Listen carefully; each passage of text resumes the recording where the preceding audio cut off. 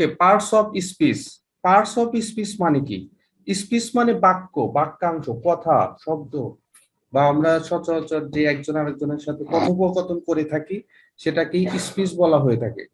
Parts of speech, parts of speech বলতে কথা, বাক্য, অথবা হচ্ছে আমাদের যে কনভারসেশন সেটার অংশ।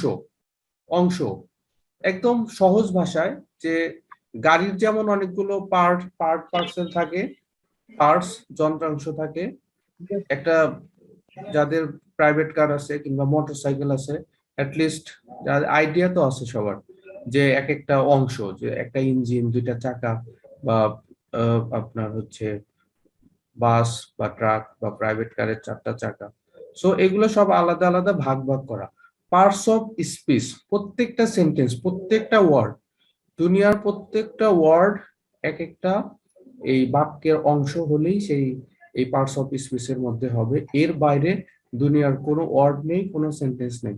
সো আপনারা সবাই জানেন যে পার্টস অফ স্পিচ হচ্ছে 8টা। এগুলো আমাদের শিখতে হবে না, যে কয় প্রকার, কয়টা আছে, কি কি আছে, সেটার নাম কি, এগুলো আমাদের জানতে হবে না, কারণ আমরা এখানে আইএলটিএস করতে বসছি। এখানে আমরা হচ্ছে কোনো একাডেমিক পরীক্ষা দিতে আসি নাই, বা একাডেমিক কোনো ভর্তি পরীক্ষাও দেব না, বিসিএস পরীক্ষাও দেব না। আমাদের এখানে স্পোকেন শেখা দরকার, রাইটিং, হাতে কলমে প্র্যাকটিক্যাল রাইটিং শেখা দরকার। সো জাস্ট যতটুকু না হইলেই নয়, না জানলেই নয়, ততটুকু আমরা জানবো। এছাড়া হচ্ছে নাউন 5 প্রকার, প্রোনাউন এত 8 প্রকার, অ্যাডজেক্টিভ এত প্রকার, ভার্ব, ভার্বের যে কত রকম প্রকার ভেদ আছে, এগুলো কিচ্ছু জানার দরকার নেই। জাস্ট আমাদের ব্যবহারিক প্রয়োগটা যতটুকু জানা দরকার ততটুকু আমরা শিখবো। তারপরে দেখেন, আমি এখানে জাস্ট একটু লিখে রাখছি যে কোন পার্টস অফ স্পিচ এর অংশটা কোনটা কি কাজে ব্যবহৃত হয়ে থাকে। সবাই কাইন্ডলি এইটা একটু লিখে রাখেন, অ্যাটলিস্ট আমাদের রাইটিং প্র্যাকটিসটা হবে। Noun is a naming word. Just think about noun. Noun হচ্ছে নেমিং ওয়ার্ড। এখানে নেমিংটা দিয়ে বোঝাচ্ছে, দেখেন নেম কিন্তু হচ্ছে একটা নাউন। এই নেমটা আবার কখনো ভার্ব হিসাবেও কাজ করে। এই ভার্বের সাথে যখন আইএনজি নেমিং হয়েছে, এবং এইটা একটা অ্যাডজেক্টিভ হিসাবে কাজ করেছে। সো ওয়ার্ডের আগে দেখেন আইএনজি যোগ যোগ করে অ্যাডজেক্টিভ হিসাবে আমরা যে কোনো এরকম ভার্বকে আইএনজি করে অ্যাডজেক্টিভ বানানো যায়। জাস্ট এটা একটু লিখে রাখেন, আমাদের রাইটিং প্র্যাকটিসটা হবে। এটা আমাদের এত জানতে হবে না যে পার্টস অফ স্পিচ কয়টা, নাউন কয় প্রকার, প্রোনাউন কত প্রকার। জাস্ট প্র্যাকটিক্যালি আমরা আজকে শিখবো। জাস্ট এইটুকু আগে একটু লিখে নেন যে a noun is a naming word. Noun সবসময় নামের জন্য ব্যবহৃত হবে। A pronoun is a substitute word. Substitute মানে হচ্ছে পরিবর্তিত। ছোটবেলা থেকে আমরা পড়ে আসতেছি, যে যারা ইকোনমিক্সে পড়েন বা বিজনেসে পড়েন বা 7, 8, 9, 10-এ যখন পড়ছেন, সাবস্টিটিউট মানে একটার পরিবর্তে আরেকটা। যেমন চায়ের পরিবর্তে কফি ব্যবহৃত হয়ে থাকে, আবার হচ্ছে এই চিনির পরিবর্তে হচ্ছে গুড় ব্যবহৃত হয়ে থাকে। সো ওই সাবস্টিটিউট, একটার পরিবর্তে আরেকটা। ঠিক একই রকম নাউনের পরিবর্তে যেটা ব্যবহৃত হয় সেটাই সাবস্টিটিউট। জাস্ট এগুলো একটু লিখে রাখেন যাতে আমাদের রাইটিং প্র্যাকটিসটা হয়। এগুলো ওইভাবে ডিটেলস কোনটা কি জন্য, এই সংজ্ঞা টঙ্গা আমাদের লাগবে না, আইএলটিএস এর জন্য লাগবে না, জাস্ট আইডিয়া হলেই হবে। এরপর আমি ডিটেলসে যাচ্ছি। ভাইয়া, জি আজকে ক্লাসটা একটু করতে পারছি না ভাই, আমার জ্বর আসছে তো লিভ নিতে যাচ্ছি। আচ্ছা আচ্ছা, সমস্যা নাই, আপনি আমাকে পার্সোনালি নক দিয়েন। আপনাকে এই ক্লাস লেকচার আর হচ্ছে আমাদের ক্লাস রেকর্ডটা আপনাকে দিয়ে দেব। থাকতে পারলে ভালো হতো, বাট যেহেতু আপনি অসুস্থ সেখানে তো কিছু করার নেই। ঠিক আছে, ওকে ভাইয়া, থ্যাংক ইউ ভাইয়া। তাহলে সবাই একটু লিখে রাখেন, noun is a naming word, pronoun is a substitute word, পরিবর্তে যেটা ব্যবহৃত হয়ে থাকে, and adjective is a qualifying word. Qualify, qualifying হচ্ছে ভালো মন্দ, দোষ গুণ, অবস্থা, সংখ্যা, পরিমাণ। এই 5টা জিনিস সাধারণত হয়ে থাকে কোয়ালিফাইং এর ক্ষেত্রে। কোয়ালিফাইং, দোষ গুণ, অবস্থা, সংখ্যা, পরিমাণ। আমি লিখে দিচ্ছি, এটা একটু ইম্পর্টেন্ট, যে নাম্বার যত আছে সেটা আপনার অ্যাডজেক্টিভ। মাতুন দেন তাই না তো জোর হয়েছি মাতি আর মাতি। হ্যাঁ ভাইয়া, লেখা শেষ। ওকে, তারপরে যে verb is a doing word. Verb is a doing word মানে যত ধরনের আপনার কাজ বোঝাচ্ছে সবগুলাই হচ্ছে ভার্ব। আর আমরা বলেছি ভার্ব ওইটাই হবে যেটার পাস্ট ফর্ম করা যায়, যেটার পাস্ট পার্টিসিপল ফর্ম করা যায়, যে ওয়ার্ডটার সাথে আইএনজি যোগ করা যায়, পাস্ট ফর্ম করা যায়, নরমালি সেটাই হচ্ছে ভার্ব। আর অ্যাডভার্ব হচ্ছে এই যে দুই একটা সংজ্ঞা বলতেছি, পারলে একটু লিখে রাখেন যে দোষ, গুণ, অবস্থা, সংখ্যা, পরিমাণ, এই 5টা ওয়ার্ড এই সেন্টেন্সটার সাথে লিখে রাখবেন। দোষ, গুণ, অবস্থা, সংখ্যা, পরিমাণ, এটা হচ্ছে অ্যাডজেক্টিভ। ভার্ব হচ্ছে সকল প্রকার কাজকর্ম, ক্রিয়া। অ্যাডভার্ব হচ্ছে কোথায়, কখন, কিভাবে। কোথায়, কখন, কিভাবে। কোথায়, কখন, কিভাবে ভার্বের কাজটাই হচ্ছে, অ্যাডভার্ব হচ্ছে ভার্বকে মডিফাই করবে, যে একটা কাজ হচ্ছে, কোথায় হচ্ছে, কিভাবে হচ্ছে, কখন হচ্ছে, এটা হচ্ছে অ্যাডভার্ব। এরপর হচ্ছে প্রিপোজিশন, মানে পূর্বে অবস্থান, পূর্বে বসে পরের অর্থটাকে মডিফাই করলে সেটা হচ্ছে preposition. Conjunction is a connecting or joining word. ভাইয়া, জি জি অ্যাডভার্বটা কি একটু আবার যদি বলতেন? জি জি জি অ্যাডভার্ব হচ্ছে এই ভার্বকে কোথায়, কখন, কিভাবে দ্বারা প্রশ্ন করলে উত্তরে যে শব্দ পাওয়া যায় সেটা হচ্ছে অ্যাডভার্ব। কোথায়, কখন, কিভাবে। আমি লিখে দিচ্ছি, কোথায়, কখন, কিভাবে। কাকে প্রশ্ন করবেন? ভার্বকে। আমি বিস্তারিত আসতেছি পরে। আজকে ফুল পার্টস অফ স্পিচের আইএলটিএস এর জন্য যতটুকু লাগে ততটুকু আমরা ডিসকাস করব। আচ্ছা, প্রিপোজিশনের হচ্ছে যতটুকু না হইলেই নয়, আমি কয়েকটা প্রিপোজিশন দেখাবো এবং বেসিক কিছু রুলস দেখাবো প্রিপোজিশনের। আর হচ্ছে একের অধিক কিছু শব্দ মিলে প্রিপোজিশন হয়, যেগুলো আমাদের স্পিকিং এবং রাইটিং এর জন্য আপনি যদি একটু মাথায় রাখেন, যেগুলো টেনে আপনি ওই শব্দগুলো প্রিপোজিশন ইউজ করতে পারবেন। অবশ্যই আমি এই টাইপসের কয়েকটা মানে 2-3 ওয়ার্ড দিয়ে প্রিপোজিশন হয় এটা দেখিয়ে দেবো। আর ইন্টারজেকশন আমরা ছোটবেলা থেকে যেটা পড়ে আসতেছি, alas, my grandmother is dead, তারপর হচ্ছে hurrah, we have won the game, এগুলা আপনার পরীক্ষায় লাগবে না, কিন্তু আপনি বলতে পারেন it was a matter of extremely sorrow that. এই ফুল লাইনটা আপনি যদি স্পিকিং এ আসে তাহলে এইটা বলতে পারেন আপনি। হুররা, হুজ্জা, তারপরে হচ্ছে এলাস, উই আর আনডান, এগুলা লাগবে না, কিন্তু ওই ওয়ার্ডটার যে একটু বড় করে বলতে হয়, যদি যদি বলতে কি এই ওয়ার্ডগুলো শিখে রাখলে নর্মালি স্পিকিং এ বলা যায়। কারণ অনেক সময় দুঃখের কিছু মোমেন্ট বা গল্প বলতে হয়, কিছু মজার বা ভালো লাগার কিছু আপনার বলতে হয়, সো এই ধরনের ওয়ার্ডগুলো ইউজ করা যায়। ওকে, তাহলে আমরা শুরু করি। ফার্স্ট হচ্ছে নাউন। নাউন আমরা সবাই জানি, প্রত্যেকটা নামকে নাউন বলা হয়ে থাকে, কিন্তু নাউনের কিছু রুলস আছে যেগুলো আমরা রাইটিং এ নর্মালি ভুল করে থাকি কিন্তু বুঝি না, যে এটা আমার ভুল হয়েছে। আমার তো মনে হয় আমি তো রাইটিং ভালো পারি, কিন্তু আমার ভুল হলো কা। তাহলে দেখেন ভুলগুলো কোথায় হয়, কেন হয়। দেখেন কাউন্টেবল নাউন, কোনটা কাউন্টেবল আর কোনটা আনকাউন্টেবল। দেখেন এটা নিয়ে অনেক জায়গায় অনেক রকম মতবাদ আছে। যেগুলোকে আমরা কাউন্ট করে ব্যবহার করে থাকি সেগুলোকে কাউন্টেবল বলা হয়, আর যেগুলোকে আমরা গণনা করা যেতে পারে বাট আমরা কাউন্ট করে ব্যবহার করি না, তাহাকেই আনকাউন্টেবল বলা হয়। যেমন ধরেন রাইস, তারপর হচ্ছে পাফড রাইস বা মুড়ি, এই যে আমার হাতে নিয়ে আসি, আমার মা একটু আগে খাইতে দিয়েছিল। ওকে, এটা তো আমরা গুনতে পারি না, এটা কিন্তু আমরা গুনতে পারি যে 1 2 3 4 5 6 7 8 9 10, এভাবে কিন্তু আমরা গুনতে পারি। কিন্তু আমরা যে রাইস, এটা কি আমরা গুনে ব্যবহার করি? একটু এগুলো আপনার লাগবে না, এই সংজ্ঞাগুলো লাগবে না আপনার, কিন্তু আমি একটু আলোচনা করতেছি যাতে এই রুলসটা মনে থাকে। এটা আমরা তো গুনে ব্যবহার করি না, যেটা গুনে ব্যবহার করি না সেটা হচ্ছে আনকাউন্টেবল, আর যেটা হচ্ছে গুনে ব্যবহার করি সেটা হচ্ছে কাউন্টেবল। মনে রাখবেন, আনকাউন্টেবলের আগে কখনো এ এন হয় না, কাউন্টেবলের আগে এ এন দি তিনটাই হতে পারে, আর শুধুমাত্র আনকাউন্টেবলের আগেই দি ব্যবহার হয়। ব্যাপারটা কি ক্লিয়ার, নাকি এক্সাম্পল দিব? একটা এক্সাম্পল দেন ভাই। ভাই হ্যাঁ, এক্সাম্পল দেন। হ্যাঁ হ্যাঁ হ্যাঁ, কোনো সুবিধা নাই, আমি দিচ্ছি। যেমন ধরেন এ ট্রি, একটি গাছ, an apple, the people, the batteries, এই তিনটাই দেখেন countable. Tree countable, apple countable, people countable. মানুষ কি গোনা যায় না?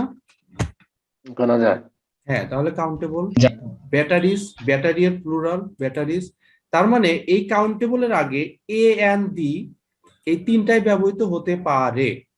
এ এন্ড দি কাউন্টেবলের আগে এ এন্ড দি তিনটাই ব্যবহৃত হয়, কিন্তু আনকাউন্টেবলের আগে সবসময় দি ব্যবহৃত হয়, আনকাউন্টেবল আগে সবসময় দি ব্যবহৃত হয়। যেমন একটা এক্সাম্পল দিচ্ছি, এতক্ষণ বারো হয়ে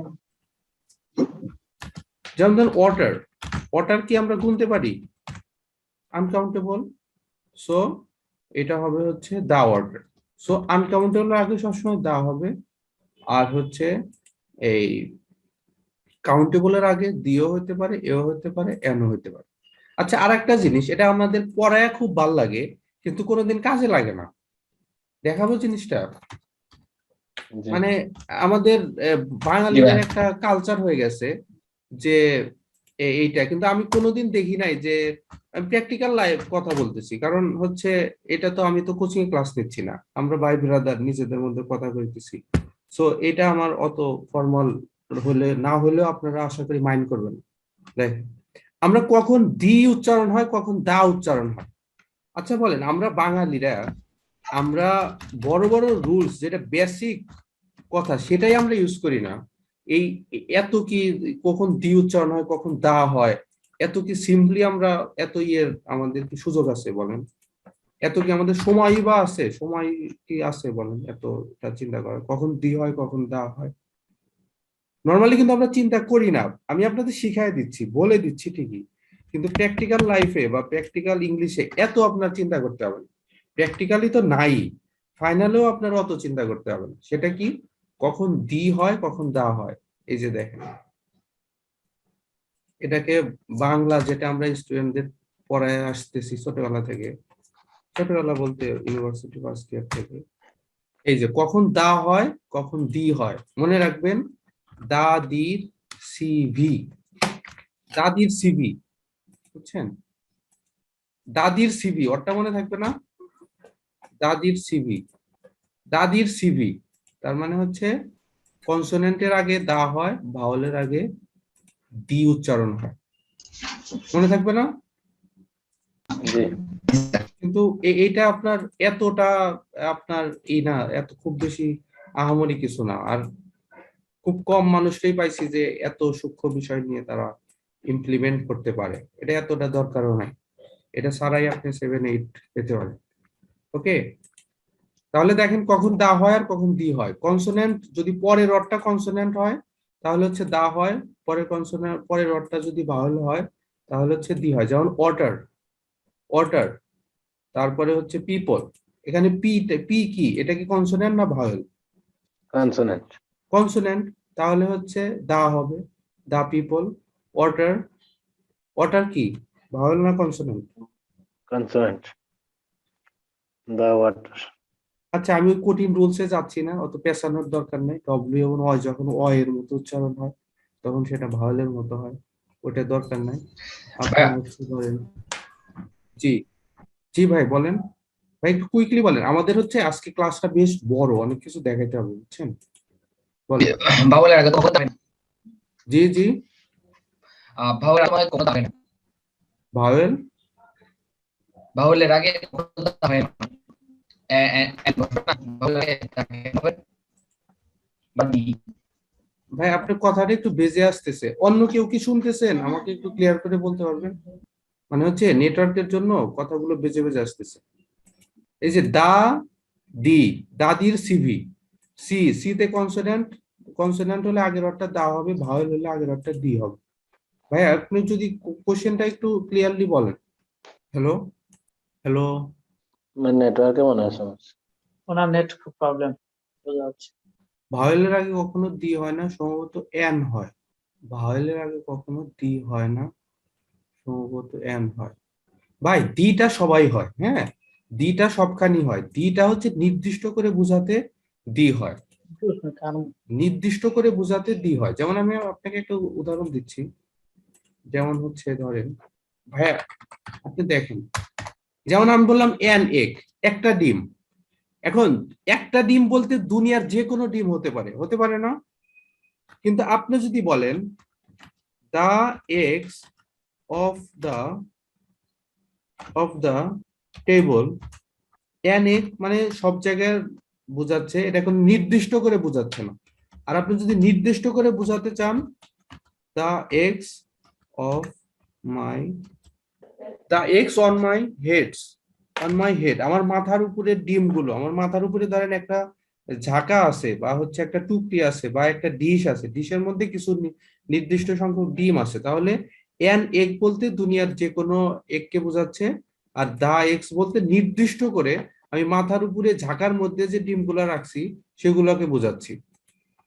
তার মানে হচ্ছে এই আপনি যে বলছেন যে এই দা এক্স দা মানে সবসময় এন হয়, এন তো ভাওয়েলের আগে এন হবে, এটা স্বাভাবিক, কিন্তু ওইটা যদি আপনি নির্দিষ্ট করে বোঝাতে চান তা কোনো সমস্যা নেই। আচ্ছা, এই যে ভাইয়া ভাইয়া দেখেন, ভাইয়া কারো কেউ আমার ক্লাসে কখনো কনফিউশন রাখবেন না, হ্যাঁ, কোনো সমস্যা হলে আমাকে বলবেন। দেখেন ভাইয়া, আপনি আমাকে যে চ্যাট বক্সে যেটা বলছেন ভাওয়েলের আগে কখনো দি হয় না, সম্ভবত এন হয়, বুঝতে পেরেছি। আচ্ছা দেখেন, কখনো দি হয় না, আমি আপনাকে একটা মানে বাস্তব একটা উদাহরণ দেই। দেখেন আমি এখানে নেটে সার্চ দিয়েছি, সবাই নেটটা দেখা যাচ্ছে না এখান থেকে? এই যে জি দেখা জন যাচ্ছে। দেখা যাচ্ছে। জন জন হপকিন্স যেটা, জি জি জি এই যে দেখেন or in the electrical activity, or ইটা হচ্ছে ভাওয়েল না? দেখেন এই ইটা, ইটা তো ভাওয়েল। জি জি জি এর আগে দেখেন এখানে দি বসেছে, তার মানে কি ভাওয়েলের আগে কি হয়? দি হতে পারে, পারে কি পারে না বলেন? পারে। ওকে, তাহলে দেখেন ভাইয়া, এটা তো ভাই ইংলিশ তো আমার নিজের নিজের বানানো না, এটা ব্রিটিশরা যা কইছে, ওরা যা ব্যবহার করে ওইটাই, যা নিয়ম কানুন দিয়ে দিছে। আমার কাছে অনেক বই আছে, আমি শীটগুলো, শুরুতে কিন্তু এন আছে, এই লাইনটা শুরুতে এন দিয়ে শুরু হ্যাঁ হয়। হ্যাঁ, শুরুতে অ্যান আছে। An egg is a test that detects abnormalities in your brains waves. তার মানে কি এখানে এই অ্যান, এই ইটা ইড অ্যান এগ না, এটা ইইজি, হ্যাঁ, হ্যাঁ এটা যে কোনো ইইজি হতে পারে, কিন্তু এই যে এখানে দা বলছে, এখানে নির্দিষ্ট করে একটা ইলেকট্রিক্যাল অ্যাক্টিভিটিকে বোঝাচ্ছে। বুঝতে পারছেন? কোথাকার ইলেকট্রিক্যাল অ্যাক্টিভিটি? সেটা হচ্ছে আপনার ব্রেনের ইলেকট্রিক্যাল অ্যাক্টিভিটি। এটা যে কোনো ইলেকট্রিক্যাল অ্যাক্টিভিটি হলে হবে না। আর যদি শুরুতে অ্যান ইলেকট্রিক্যাল অ্যাক্টিভিটি বলেন, দুনিয়ার যে কোনো ইলেকট্রিক্যাল অ্যাক্টিভিটি হলেই এটার মধ্যে চলে যাবে। ঠিক আছে? সো আপনারা যখন রাইটিং এ খাতায় লিখবেন, পরীক্ষার হলে লিখবেন, এরকম একটা দা দা বা দিয়ের যে ব্যবহারটা, এটা একটা করবেন। বিশেষ করে হচ্ছে এই আপনার হচ্ছে রাইট ফর্ম অফ ভার্বস, আপনি যে রাইট ফর্ম অফ ভার্বসটা পারেন, আপনি যে রাইট ফর্ম অফ ভার্বসটা শিখছেন, এটা দেখানোর জন্য হলেও আপনার হচ্ছে এই ধরনের একটা সেন্টেন্স শুরুতে লিখবেন। তাহলে ইব্রাহিম ভাইয়া, আপনি তো চ্যাট বক্সেও লিখে দিচ্ছেন যে হ্যাঁ বুঝতে পেরেছি, আর এখন তো আশা করি আরো ক্লিয়ার, আর আমি তো প্রমাণ দেখিয়ে দিলাম যে এটা এরকম ব্যবহার করা যায়। ওকে, আর কারো কোনো কনফিউশন? না ঠিক আছে। ওকে, এরপরে দেখেন, যেটা কাউন্ট করা যায় সেটার সাথে সবসময় মেনি হয়, আর যেটা কাউন্ট করা যায় না সেটার সাথে সবসময় মাস হয়। আর একটা হচ্ছে এ নাম্বার অফ, আমি এর আগের ক্লাসেও বলেছিলাম যে যেখানে মেনি হয় সেখানে নাম্বার হয়। দেখেন, যেটা আপনি গণনা করতে পারবেন সেটাই তো সংখ্যা, তাই না? কাউন্টেবল মানে কি? কাউন্টেবল মানে যেটা গণনা করা যায়, গণনা করা গেলেই তো আপনি সংখ্যা বের করতে পারবেন, ইজন্ট ইট? তাহলে জি কাউন্টেবল মানেই সংখ্যা, কাউন্টেবল মানেই নাম্বার। তাহলে যেটা কাউন্টেবল নাউনের সাথে কেবলমাত্র এ নাম্বার অফ হতে পারে, আর আনকাউন্টেবল নাউনের সাথে অ্যামাউন্ট অফ। কারণ অ্যামাউন্ট মানে হচ্ছে পরিমাণ, অ্যামাউন্ট মানে হচ্ছে কি পরিমাণ, পরিমাণ কি পরিমাণ পানি আছে, কি পরিমাণ মিল্ক আছে, কি পরিমাণ রাইস আছে। আমরা তো বলি যে কয়টা রাইস আছে, ঠিক আছে, আমরা বলি কি পরিমাণ আছে। ওকে, এরপরে আসেন, আমরা জানি ফিউ সবসময় প্লুরালের সাথে ব্যবহৃত হয়, ফিউ সবসময় প্লুরাল নাউনের আগে ব্যবহার হয়ে থাকে, এবং ফিউ হচ্ছে কাউন্টেবলের জন্য ফিক্সড। আমি এর আগের ক্লাসে একবার বলেছিলাম যে সবাই লিখে রাখেন ফিউ বুকস, এটা মুখস্থ রাখবেন যে ফিউ বুকস, তার মানে ফিউ বুকস যদি মুখস্থ থাকে, বুকসটা যদি প্লুরাল হয়ে থাকে, তার মানে ফিউ এর পরে সবসময় প্লুরাল হবে। আর little, little water, little water, little যদি ওয়াটারের সাথে বসে আর ওয়াটার যদি আনকাউন্টেবল হয়, আর আপনার এই দুইটা ওয়ার্ড যদি মুখস্থ থাকে, একটা হচ্ছে ফিউ বুকস আর একটা হচ্ছে লিটল ওয়াটার, তার মানে ওয়াটারের সাথে সবসময় লিটল হলে দুনিয়ার যত আনকাউন্টেবল আছে সবার সাথেই লিটল বসবে, আর দুনিয়ার যত কাউন্টেবল প্লুরাল আছে তার সাথে এই ফিউ বসবে। আর যেখানেই ফিউ বসবে সেখানেই ফিউয়ার বসতে পারে, যেখানে ফিউ বসবে সেখানেই ফিউয়েস্ট বসতে পারে, কারণ ফিউ ফিউয়ার ফিউয়েস্ট। ওকে, এরপরে আসেন হচ্ছে লিটল। লিটলের হচ্ছে কম্পারেটিভ ফর্ম হচ্ছে লেস, সুপারলেটিভ ডিগ্রি হচ্ছে লিস্ট। এরপরে আসেন অ্যানাদার, সেভারাল, বোথ, এটা হচ্ছে কাউন্টেবলের ক্ষেত্রে হয়, আর হচ্ছে আনকাউন্টেবলের ক্ষেত্রে সাম হয়। আর একটা ওয়ার্ড আছে এনি। এনি মনে রাখবেন, মোস্ট অফ দ্য টাইমস এনিটা হচ্ছে নেগেটিভ সেন্টেন্স অথবা কোশ্চেনিয়ারের ক্ষেত্রে ব্যবহৃত হয়। এনি হচ্ছে কোশ্চেনিয়ার, হয় প্রশ্ন করার জন্য ব্যবহৃত হয়ে থাকে অথবা হচ্ছে নেগেটিভ সেন্টেন্স। লিখে রাখেন সবাই, হয়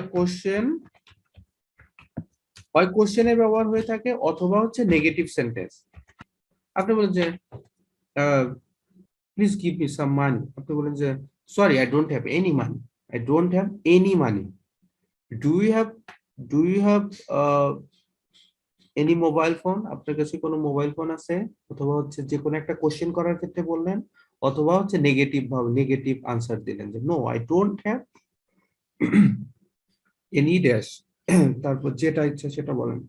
তার মানে এনিটা হচ্ছে কোশ্চেন খেয়াল ক্ষেত্রে। এগুলো এমন ভাবে একটু ভালো মতো প্র্যাকটিস করেন, আর নিজেরা যখন এরপরে আমাদের নেক্সট যে ব্যাচগুলো আসতেছে তখন আমরা যখন ইংলিশে প্র্যাকটিস করব, তখন হচ্ছে এই কমন কিছু এই গ্রামার গুলো দিয়ে ফ্রিকুয়েন্টলি প্র্যাকটিস করবেন। সরি, ফ্রিকুয়েন্টলি প্র্যাকটিস করবেন। ওকে, এই হচ্ছে নর্মাল রুলস। এখন আসেন নাউনের ব্যবহারগুলো অল্প ছোট্ট করে আমরা একটু দেখে নিই। সাধারণত জিরান্ডের অবজেক্ট হিসাবে নাউন ব্যবহার করা যায়। সবাই সেন্টেন্সগুলো একটু খাতায় লিখবেন। রিডিং বুকস, দেখেন রিডিংটা হচ্ছে আপনার, তাহলে জিরান্ডের পর অবজেক্ট হিসাবে নাউন ব্যবহার হতে পারে। খুব সুন্দর, এটা খুব ভালো একটা স্ট্রাকচার। আমি আরো কিছু এক্সাম্পল বলতেছি। দেখেন রিডিং বুকস, তার মানে হচ্ছে কি জিরান্ডের পরে আপনি নাউন ইউজ করতে পারেন। আপনাকে যদি বলা হয় do you prefer বাইসাইক্লিং, do you prefer বাইসাইক্লিং, তারপরে তাহলে আপনি কি করবেন? Riding bicycles, riding bicycles is always stunning task for me. Riding bicycles, RIDING, riding মানে বাইসাইকেল চালানোটা, is always stunning. Stunning is the synonym of beautiful. Beautiful এর খালি 5-6টা আপনি সিনোনিম মুখস্থ রাখেন। বিউটিফুল জাতীয় যদি 5-7টা মুখস্থ রাখেন, আর যদি একটু চালাক হন 5-7টাই মানে এই পুরো স্পিকিং এর জন্য এক এক সময় এক একটা, একসাথে তো বলা যাবে না, যে সবগুলো বলা যাবে না। এই 5-7টা যদি মুখস্থ রাখতে পারেন ওই বিউটিফুল এর সিনোনিম, আপনি হচ্ছে শুরু থেকে শেষ পর্যন্ত এইটা লাগবেই। এই যে একটা এই যে এইটা আমার অনুভূতি হতে পারে, কোনো একটা বিষয়ের ক্ষেত্রে হতে পারে, অথবা পার্ট 2 এর ক্ষেত্রে হতে পারে। 5-7টা বিউটিফুল এর সিনোনিম মুখস্থ রাখবেন, কিন্তু বিউটিফুলটা ভুলে যাবেন বা বলবেন না। বিউটিফুল এর সিনোনিম বলবেন, বাট বিউটিফুল ওয়ার্ডটা বলবেন না। বিউটিফুল খুব কমন একটা জিনিস, ভেরি গুড খুব কমন একটা জিনিস, ভেরি অ্যাভয়েড করার চেষ্টা করবেন, বিউটিফুল অ্যাভয়েড করার চেষ্টা করবেন, ইয়েস নো ভেরি গুড এগুলা বাদ। খালি 5-7টা, বেশি না। আমাদের কাছে আমরা অলরেডি যে ওই যে ভোকাবুলারি একটা লিস্ট দিয়েছি স্পিকিং এর জন্য, অলরেডি এই ব্যাচেও দিয়ে দেওয়া হয়েছিল। এই ব্যাচে দিয়ে দিছিলাম না আপনার ওই যে স্পিকিং এর ভোকাবুলারি লিস্টটা? হ্যাঁ পাইছি। হ্যাঁ হ্যাঁ দিয়েছিলেন? হ্যাঁ হ্যাঁ দিয়েছিলেন জি ভাইয়া। জি আপু, ওইটা কি মুখস্থ করতেছেন কিছু কিছু? হ্যাঁ ভাইয়া, চেষ্টা করতেছি। হ্যাঁ হ্যাঁ, ধরেন বিউটিফুল ওয়ার্ডটা ভুলে যাবেন, বাট বিউটিফুল এর 5-7টা সিনোনিম মুখস্থ রাখবেন। এটা আপনার লাগবেই, মাস্ট। এই জন্যই আমাদের কাছে আসা, যে একটু কোচিং টোচিং করলে, একটু কিছু ইটি করলে একটু কমন কিছু জিনিস শেখা যায়, যেটা অল্প পরিশ্রম করে একটু ভালো মার্কস আসার সম্ভাবনা থাকে। আচ্ছা, আবার দিয়ে দিব, কোনো সুবিধা নেই, যারা পান নাই আবার দিয়ে দিব। তাহলে দেখেন আপনার হচ্ছে চেষ্টা করবেন ভাই, যে যখন রাইটিং এর ক্ষেত্রে একটু সুযোগ পাইলেই এই যে জিরান্ড লাগাই দিবেন। হ্যাঁ, জিরান্ড যুক্ত করে আপনার নাউনের আগে জিরান্ড দিয়ে সেটা হচ্ছে একটা অ্যাড করা যায়, অনেক অ্যাডভান্স একটা ওয়ার্ড। চেষ্টা করবেন যে এরকম করার। এরপরে আসেন যে প্রেজেন্ট পার্টিসিপল হিসাবেও করা যায়।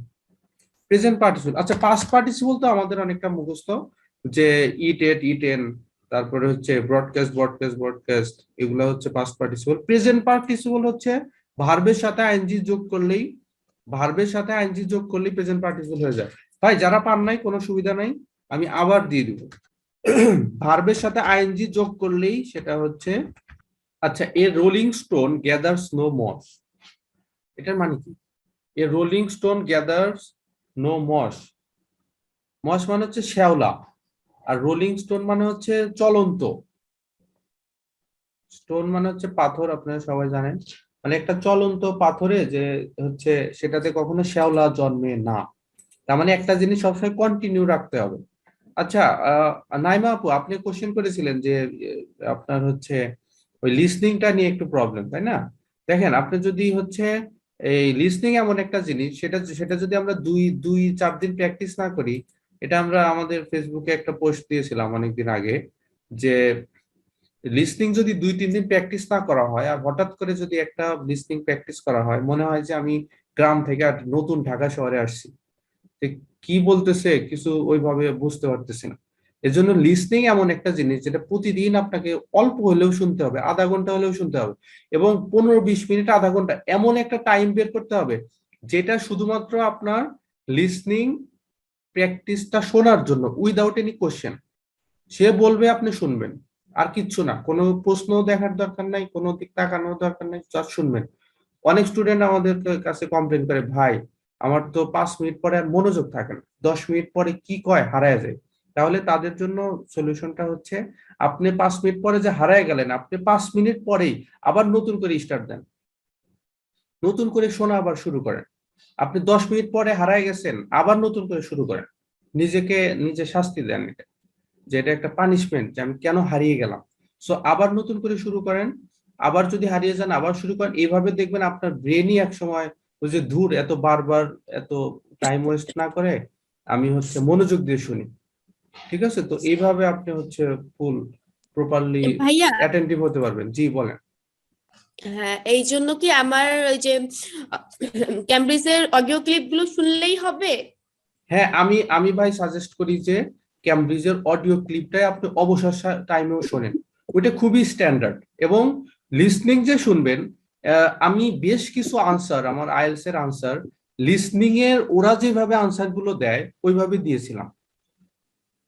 কিছু লাইন আছে যে আমার মাথায় গেঁথে গিয়েছিল, যে ওরা সবসময় এইভাবে বলে।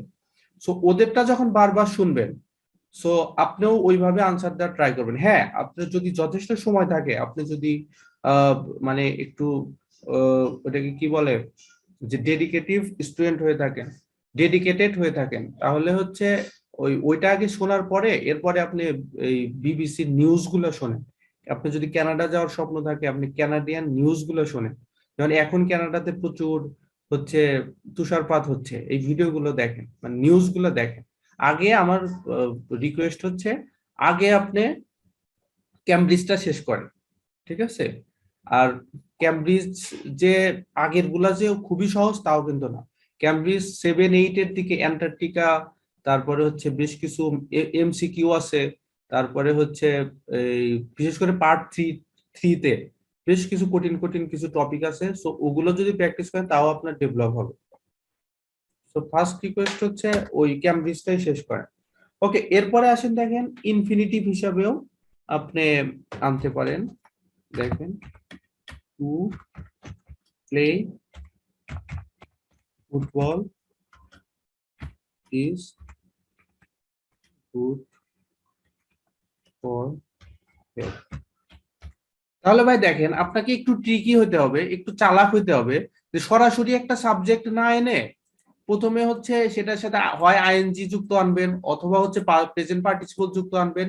অ্যাট লিস্ট হচ্ছে to play football, to play football. So এখন থেকে আপনার যখন বাসায় লিখবেন বা একটা পরীক্ষার হলে লেখা শুরু করবেন, সরাসরি কোনো সাবজেক্ট না লিখে এই টাইপস এর কোন একটা মানে অ্যাডজেক্টিভ যুক্ত সাবজেক্ট লেখা শুরু করবেন।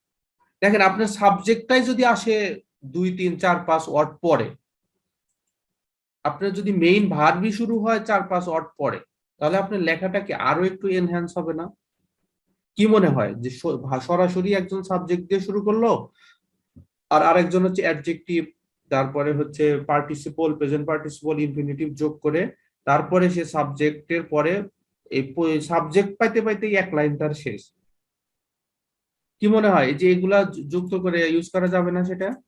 হ্যাঁ হ্যাঁ, অবশ্যই। আচ্ছা, আর একটা উদাহরণ দিচ্ছি ভাই, চেষ্টা করবেন এইটা কাইন্ডলি অবশ্যই ব্যবহার করার। খুব বেশি কঠিন না ভাই, যদি একটু এই এই যে ভ্যারাইটিস টাইপস এর কিছু কমন কিছু প্র্যাকটিস করেন। আবার যে পান্তাভাত যে এই সহজ, একেবারে সহজ তাও না, একেবারে আহামরি কঠিনও না, আবার যে খুবই সহজ এরকমও না। The determination of our university students, আর কথাটা আরো বড় করতে পারেন, ফ্রম দ্য ফার্স্ট ইয়ার, অথবা হচ্ছে first year to last year, অথবা হচ্ছে টু সামথিং, মানে আরো একটু বড় টড় করে আপনার মেইন অক্সিলারি ভার্বটাই আসবে পরে। আমি এখন একটু ছোট করে লিখে দিচ্ছি যাতে সবাই বুঝতে সহজ হয়। The determination of our university students, the determination of our university students inspired me a lot, inspired me a lot. তাহলে দেখেন আমার যে এই আপনার মেইন ভার্বটা শুরু হয়েছে এখান থেকে, এখানে তো অক্সিলারি ভার্ব নাই, কাজে এটাই হচ্ছে আমাদের মেইন ভার্ব। এই যে আপনি শুরুই করলেন দেরিতে, এই টাইপস এর একটা ওয়ার্ড আপনার থাকতে হবে, একটা সেন্টেন্স আপনার থাকতে হবে। আইএনজি দিয়ে শুরু হয়, এই টাইপস এর একটা ওয়ার্ড আপনার থাকতে হবে। আমার এই যে নেক্সট ক্লাসে আরো কিছু আপনার ইয়া আছে, এই যে কি বলে যে টপিক আছে, যেটা আমি হচ্ছে আইএলস লিজের বই থেকে নিয়েছি, তারপরে অন্যান্য আরো কিছু বই টই রিসার্চ করে নিয়েছি। ওটাকে বলা হচ্ছে ইন্টেন্সিফায়ার্স বা হচ্ছে কোয়ান্টিফায়ার্স, আর একটা আছে। সো ওগুলা পরে আসবো। সো এগুলা এক একটা আপনার থাকতে হবে, একটু ব্যতিক্রম ধর্মী কিছু জিনিস আপনার থাকতে হবে। আচ্ছা, ওগুলা বলে এখন আমি সময় নষ্ট করবো না, এরপর চলেন। এই গেল হচ্ছে মোটামুটি নাউনের বিষয়টা। নাউনে আজকের সবচেয়ে ইম্পর্টেন্ট ছিল এই তিনটা জিনিস, জিরান প্লাস অবজেক্ট দিয়ে শুরু করা, এরপরে হচ্ছে প্রেজেন্ট পার্টিসিপল দিয়ে শুরু করা, এরপরে হচ্ছে টু প্লাস ভার্বের প্রেজেন্ট ফর্ম বা ইনফিনিটিভ। এই তিনটা জিনিস একটু সবাই এই লাইনগুলোর সাথে লিখে রাখেন। Infinitive or to plus verb on বা ভার্বের প্রেজেন্ট ফর্ম অফ ভার্ব, এই তিনটা জিনিস। আর রাইটিং এ একটু লিখতে লিখতে একটু যেন আপনার মেমোরাইজিং টাইপের হয়, নট মেমোরাইজিং বাট মানে ভালো মতো যেন আয়ত্তে আসে। আর একটু এই যে স্পিকিং এর পার্ট অনে একটু দুই একটা সেন্টেন্স বলার ট্রাই করবেন। শোনেন, আপনাকে আগে এনশিওর হতে হবে যে আমি যে গ্রামারটা ইউজ করতেছি এটা আমার শতভাগ সহি, এটা ভেরিফাইড, এটা কোনো একটা বই থেকে ভেরিফাইড, বা আমি ক্লাস নিয়েছি সেখান থেকে ভেরিফাইড, অথবা হচ্ছে আপনি কোনো একটা রিসোর্স থেকে পেয়েছেন যে এইটা ভেরিফাইড, ওইভাবে হচ্ছে ইউজ করবেন। আপনি শুধুমাত্র অর্থের দিকে তাকিয়ে যে এই অর্থের পরে তো এটা আসে, এই অর্থের পরে এটার সাথে এটা যায়, আপনার মতে যায়, তাহলে ভুল হওয়ার চান্সটা বেশি। আপনি নিশ্চিত হবেন যে আমার গ্রামারটা সঠিক। কিভাবে নিশ্চিত হবেন? আপনি হয়তো এখানে রিডিংটা দিবেন না, রিডিং এর জায়গায় আমি যেটা এক্সাম্পল দিলাম রাইডিং হবে, হয়তো এখানে বুকস হবে না, এখানে হয়তো বাইসাইকেল হবে, বাট রিডিং বুকসটা আপনার স্ট্রাকচারটা আপনার মুখস্থ। আপনার জাস্ট রিডিং এর জায়গায় অন্য একটা ওয়ার্ডের সাথে আইএনজি দিবেন, তাহলে ওই গ্রামারটা হবে আপনার ভেরিফাইড গ্রামার। এই টাইপের গ্রামার ছাড়া কাইন্ডলি আপনি পরীক্ষায় কোনো ধরনের মানে নিজস্ব কোনো গ্রামার অর্থ দিয়ে আসে এই ধরনের গ্রামার লিস্ট ইউজ করেন না। আইডিয়া আনেন, আইডিয়া অর্থ দিয়ে আসে, কিন্তু স্ট্রাকচার গ্রামার এটা অর্থ দিয়ে আনেন না। এইটা ওকে।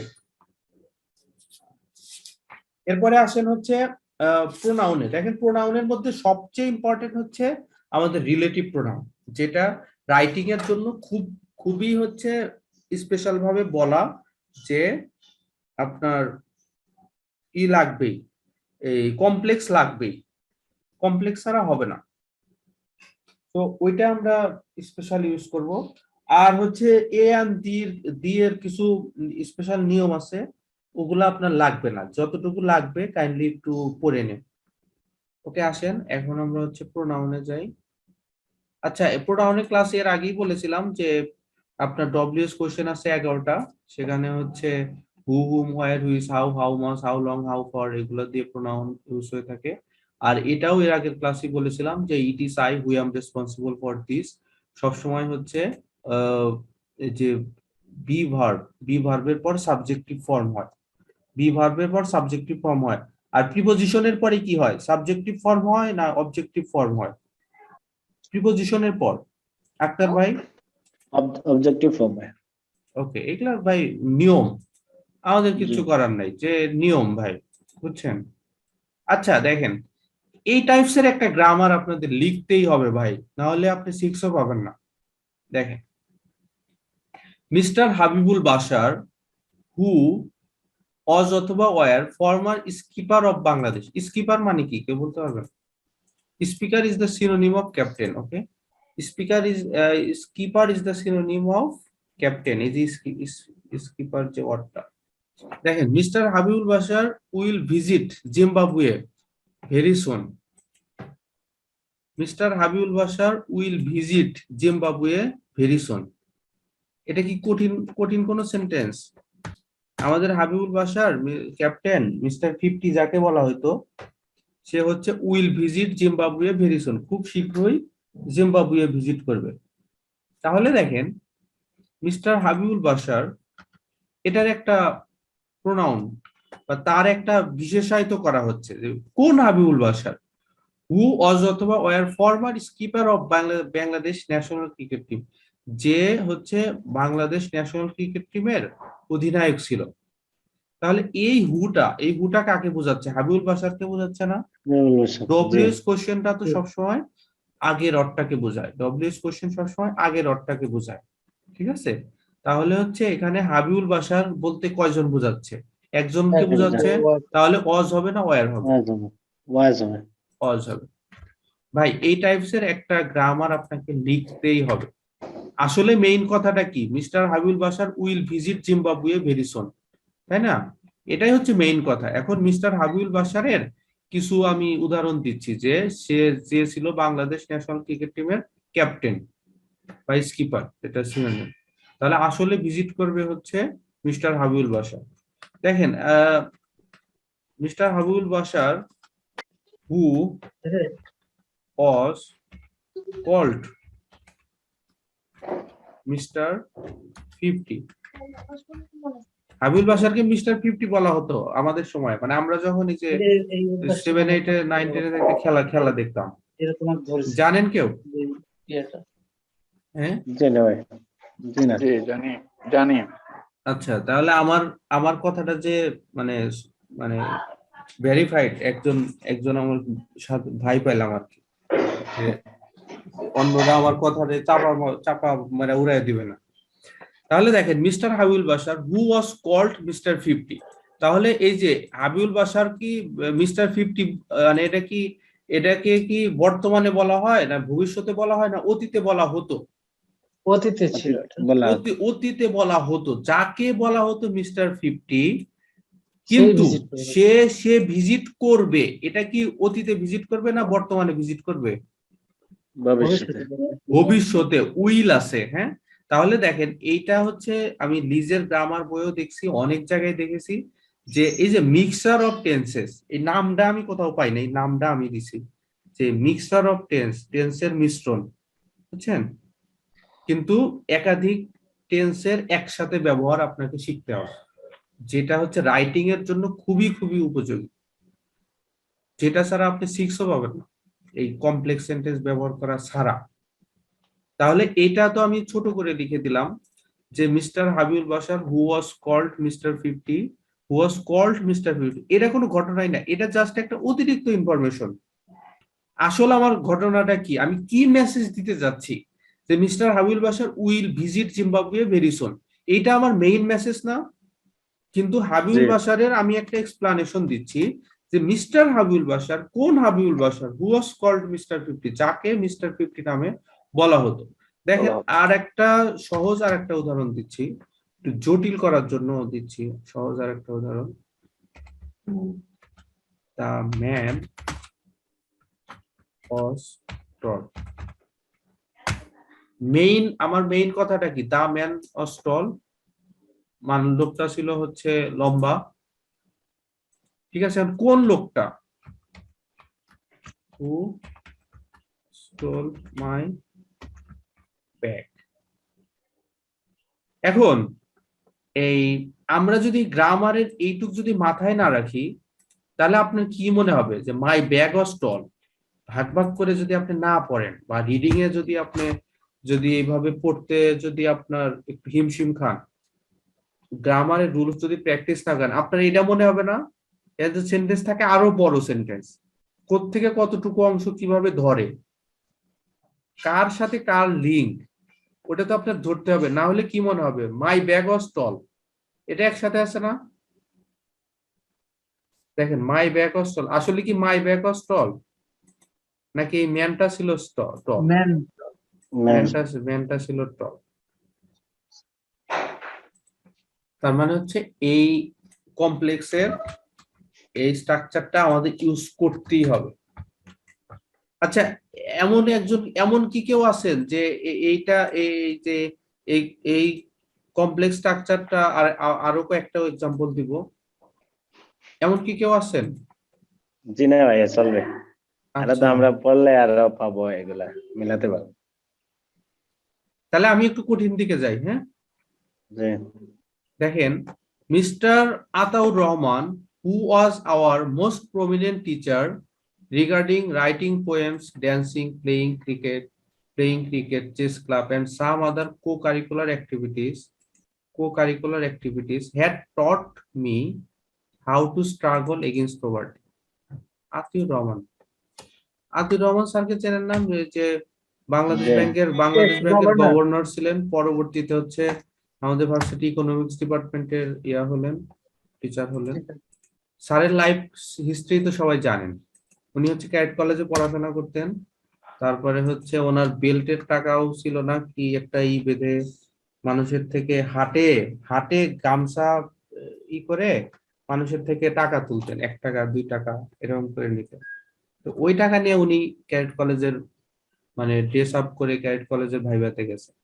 তারপরে বাংলাদেশ ব্যাংকের গভর্নর হওয়ার পরে আমি ওনার একটা আর্টিকেল পড়েছি, উনি বলেছেন আমি সবার ঋণ শোধ করতে পেরেছি, কিন্তু ওই যে হাট থেকে গামছাতে 1 টাকা 2 টাকা করে কত মানুষের থেকে যে নিয়েছি, তাদের ঋণটা আমি শোধ করতে পারিনি এবং পারবো না। সো এই যে শর্টকাট দিয়ে কিছু হয় না, বুঝছেন? আপনারা ধরেন যে আইএলস বলেন বা লাইফে বড় কিছু বলেন, যে অল্প একটু করে ফেলবো, অল্প একটু এই কাজটা করে ফেলবো, হয়ে যাবে।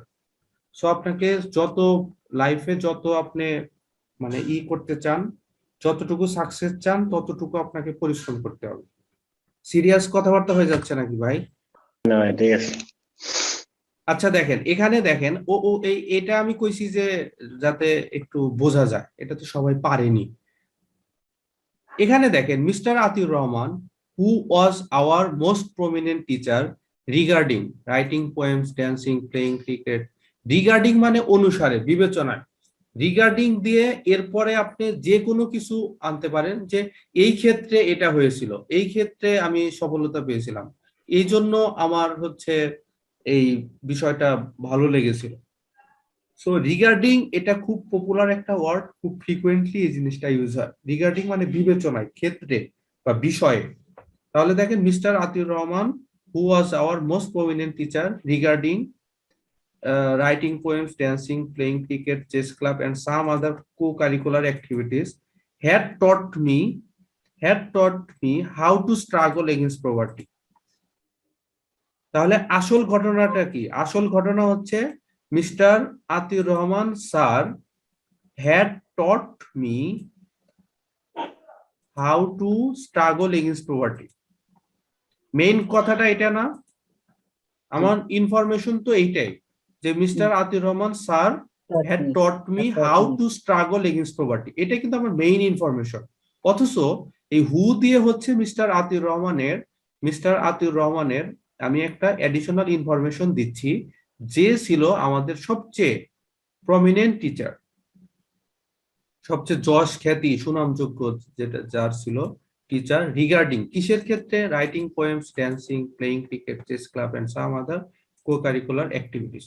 আপনাদের হচ্ছে যখন আপনারা স্পিকিং এর ক্ষেত্রে ইউজ করবেন বা কোনো আনসার দিবেন, হুট করে একটা মানুষের যদি কথা বলতে আসেন একটা মানুষকে নিয়ে কথা বলতে হয়, এই ধরনের একটা কমপ্লেক্স সেন্টেন্স ইউজ করবেন। অ্যাট লিস্ট আর কিছু না পারেন, my brother, who is an honest person is my most lovable on. পারবেন না? স্পিকিং এ তো ভাই খুব কুইকলি বলতে হয়, তো এজন্য মাঝে মাঝে একটু হয়, এজন্য হচ্ছে আগে থেকে এটা মানে খুব ভালো মতো প্রিপেয়ার্ড না হলে প্রবলেম হয়। অ্যাট লিস্ট এইটুক জানি কইতে পারেন, who is an honest person is my most lovable one.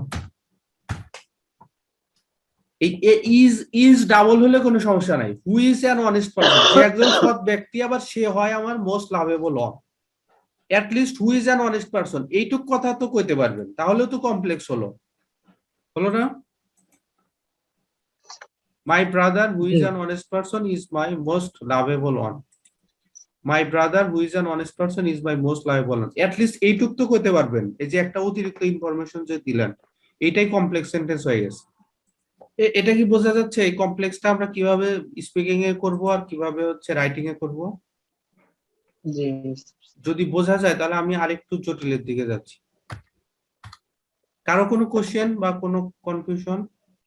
আচ্ছা, রিলেটিভ প্রোনাউন আরেকটা একটু ঝামেলার আছে, সেটা হচ্ছে ধোয়া এগুলা ঠান্ডা পানি দিও কমছে মুখ সবাই না তোমার হয়ে গেছে, কালো হয়ে গেছে আবার। দেখেন, the captain whose name is mister Sakib Al Hasan is my idol. তার মানে হচ্ছে কি, the captain is my idol. কোন ক্যাপ্টেন? যে ক্যাপ্টেনের নাম ছিল মিস্টার সাকিব আল হাসান। সাকিব আল হাসান। সাকিব খুব অল্প দিন বাংলাদেশের ক্যাপ্টেন ছিল, এরপরে হচ্ছে সে আবার নিজেকে গুটিয়ে নিয়েছে, হোয়াটএভার। তাহলে হচ্ছে আমার মেইন কথাটা হচ্ছে এই ক্যাপ্টেনটা ছিল আমার আইডল। এর তো কোনো সমস্যা নাই, সমস্যা আছে? আমি কিন্তু একটু কঠিনের দিকে যাচ্ছি। স্মিতা আপু, স্মিতা আপু, জি ভাইয়া। আপু সব ঠিকঠাক আছে তো? জি ভাই, আমি একটু আমার কোভিড পজিটিভ এসেছে তো ভাই, এই জন্য আমি ক্লাসে খুব একটা করতে পারছি না, শুধু আচ্ছা ক্লাসে আচ্ছা, না না না না আপু, আপনার তো আমরা সবাই সৃষ্টিকর্তার কাছে দোয়া করি যে আপনি যেন খুব দ্রুত ফুললি সুস্থ হয়ে যান। আর হচ্ছে রেস্টে থাকেন, মানুষের জীবন হচ্ছে আগে, বুঝছেন? সবকিছু আগে মানুষের জীবন। আর শুনতেছেন, যদি ভালো লাগে বা শরীরটা ফ্রি থাকে। তো এখন কি অবস্থা, কতটুকু মানে ডেভেলপ হয়েছে বা কিরকম? ভাই আমার কোনো মানে মেজর কোনো কমপ্লেক্সিটি ছিল না, অ্যাজ ইউজুয়াল। মানে জ্বর হলে যেরকম শরীর ব্যথা হয়, মাথা ব্যথা, কিন্তু এগুলা নর্মাল জ্বরের থেকে একটু বেশি ছিল। তবে অক্সিজেন লেভেলটা সবসময় ভালো ছিল, এটা একটা ভালো প্লাস পয়েন্ট ছিল। আর এখন হালকা কাশি আছে, এই কাশি ছাড়া আমার আর তেমন কোনো প্রবলেম নেই। আচ্ছা আচ্ছা, আমরা সৃষ্টিকর্তার কাছে দোয়া করি আপনি পরিপূর্ণ সুস্থ হন। আপনার কি পালস অক্সিমিটার পাশে আছে তো, কাছে আছে তো? হ্যাঁ হ্যাঁ, কিছুক্ষণ পর পরই আমরা অক্সিজেন লেভেল মাপতেছি। আচ্ছা আচ্ছা, আল্লাহ আমাদের সবাইকে হেফাজতে রাখুন। শক্ট হলাম নিউজটা শুনে। যাই হোক, আপনি ভালো থাকেন, এই দোয়াই আমরা সবাই করি। আর নিয়ম জি ভাই, কানুন মতো চলেন, হোপফুলি হবে, পুরোপুরি ঠিক হয়ে যাবে ইনশাআল্লাহ, সমস্যা নেই। শারমিন আপু, বুঝতেছেন তো? ওকে, দেখেন তাহলে হচ্ছে আমার মেইন কথাটা হচ্ছে the captain whose name is mister Sakib Al Hasan is my idol. এখন আসেন, দা ক্যাপ্টেন বেস্ট ওয়ান। আচ্ছা, the captain is the best one who অথবা whom I feel confident. Himika আপু, জি ভাইয়া। আচ্ছা দেখেন তো আপু, বলেন তো এখানে হু অথবা হুম কোনটা হবে? হুম হবে, হুম কেন হবে? কারণ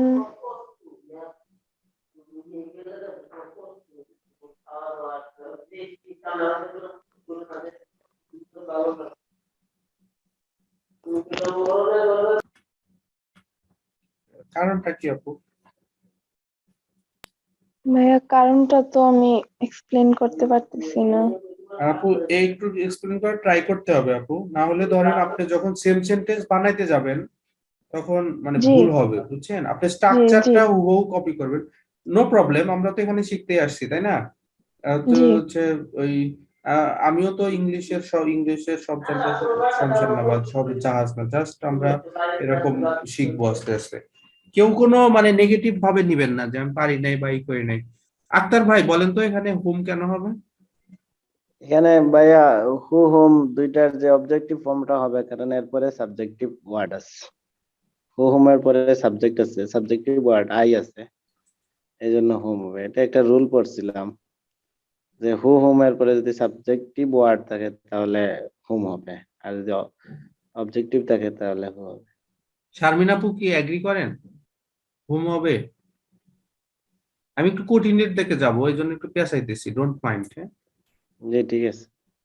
শারমিন আপু, আচ্ছা দেখেন, the captain is the best one who অথবা হুম আই ফিল কনফিডেন্ট, যাকে আমার আত্মবিশ্বাসী মনে হয়। সবাই একটু কাইন্ডলি কষ্ট করে কিন্তু সবাই খাতায় লিখবেন, হ্যাঁ, স্মিতা আপু ছাড়া। The captain is the best one who or whom I feel confident. সহজভাবে লিখি, কারণ গ্রামারটাই আমাদের আসল উদ্দেশ্য এখানে। সেন্টেন্স পরে লিখবো। নাইমা আপু, নাইমা আপু, নাইমা আপু আছেন? জি ভাইয়া, আপনি বলেন। আপু এই যে এই সেন্টেন্সটা কি হবে আর এই সেন্টেন্সে কি হবে বুঝতেছি না, তো একটু যদি বলতেন। ভাইয়া আবার একটু বলেন, আমি বুঝি নাই। এই যে এই সেন্টেন্সে কি হবে, হু হুমের জায়গায় কোনটা হবে, কেন হবে? আর এখানে হু হুমের জায়গায় কোনটা হবে, কেন হবে? ভাইয়া প্রথমটা তো হুম হবে, যেহেতু পরে সাবজেক্টিভ আছে। আর সেকেন্ডটা ভাইয়া আমি বলতে পারতেছি না। আচ্ছা আচ্ছা ঠিক আছে, সমস্যা নাই আপু, জাস্ট আমরা প্র্যাকটিস তো করতেছি এখানে। The captain is the best one, captain হচ্ছে সবচেয়ে ভালো একজন, হু অথবা হুম আই ফিল কনফিডেন্ট, যাকে আমার আত্মবিশ্বাসী মনে হয়। আচ্ছা, যাকে আমার আত্মবিশ্বাসী মনে হয় নাকি যে আমার আত্মবিশ্বাসী মনে হয়, অর্থে কি আসে? যাকে আসে না? যাকে আসে। আচ্ছা যাকে, এই হচ্ছে আমার মোটামুটি অর্থ। আর অর্থ যদি না হয়, দেখেন the captain is the best one, এটা একটা অংশ না? ক্যাপ্টেন জি। হচ্ছে সবচেয়ে ভালো একজন, এখানে the captain subject, the best one হচ্ছে অবজেক্ট। আমার পুরো একটা সাবজেক্ট, পুরো একটা সেন্টেন্স কিন্তু এখান থেকে কাভার হয়ে গেল। এরপরে দেখেন দা ক্যাপ্টেন সবচেয়ে ভালো একজন, যাকে আমার আত্মবিশ্বাসী মনে হয়, যাকে আমি যা আত্মবিশ্বাসী ফিল করি, তাহলে এইটা পুরোপুরি আরেকটা সেন্টেন্স না? I subject, feel verb, confident object. তাহলে দেখেন এখানে সাবজেক্ট আছে, ভার্ব আছে, সাবজেক্ট আছে, ভার্ব আছে। তাহলে সাবজেক্ট ভার্ব যদি মিলে যায়, তাহলে এখানে কি আসবে? অবজেক্ট। হু অবজেক্ট নাকি হুম অবজেক্ট? হুম অবজেক্ট। হুম হচ্ছে অবজেক্ট। নাইমা আপু দেখেন এখানে সাবজেক্ট ভার্ব মিলে গেছে, সাবজেক্ট ভার্ব মিলে গেছে। যেহেতু সাবজেক্ট ভার্ব মিলে গেছে, তাহলে আমার আসবে অবজেক্ট। হু হচ্ছে সাবজেক্ট, হুম হচ্ছে অবজেক্ট। কারো কি বুঝতে সমস্যা আছে? হু হচ্ছে সাবজেক্ট, হুম হচ্ছে অবজেক্ট। হু হচ্ছে সাবজেক্ট, হুম হচ্ছে অবজেক্ট। অবজেক্ট। তাহলে দেখেন আমার হচ্ছে এখানে সাবজেক্ট ভার্ব মিলে গেছে, সাবজেক্ট মিলে গেছে, এখানে আসবে অবজেক্ট।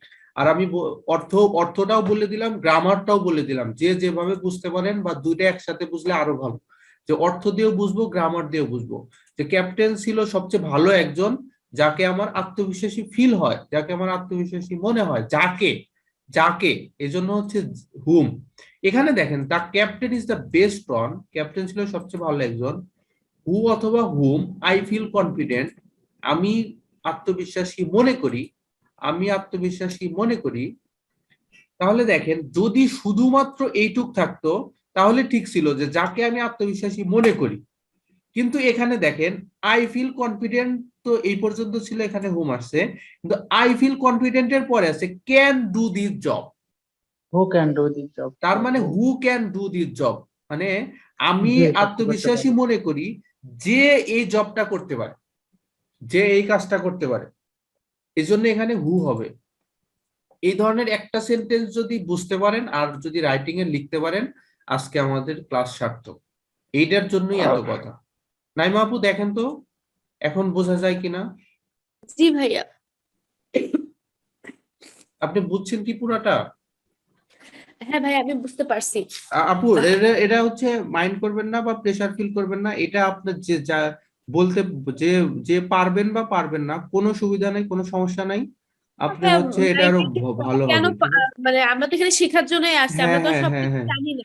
না, আমরা হচ্ছে যখন এই সি এর ক্লাস করতাম, এক টিচার খালি পড়া ধরতো, আমরা খালি ডরে থাকতাম, বুঝছেন, কখন আমাদের পড়া ধরে, আর মাঝে মাঝে বিরক্ত হইতাম, দূর খালি পড়া ধরে, খালি পড়া ধরে। পড়াধরাকে তো ভালো।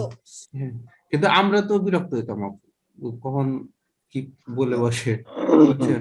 যাই হোক, এখানে হচ্ছে ওইটা যেহেতু আপনারা আমরা হচ্ছে সবাই নিজ গরজে শিখতেছি, তাই না?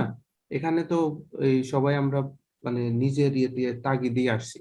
তাহলে আপু আপনি একটু এখন বুঝাইয়া বলেন তো সবার উদ্দেশ্যে যে এখানে কেন হুম হলো, এখানে কেন হু হলো।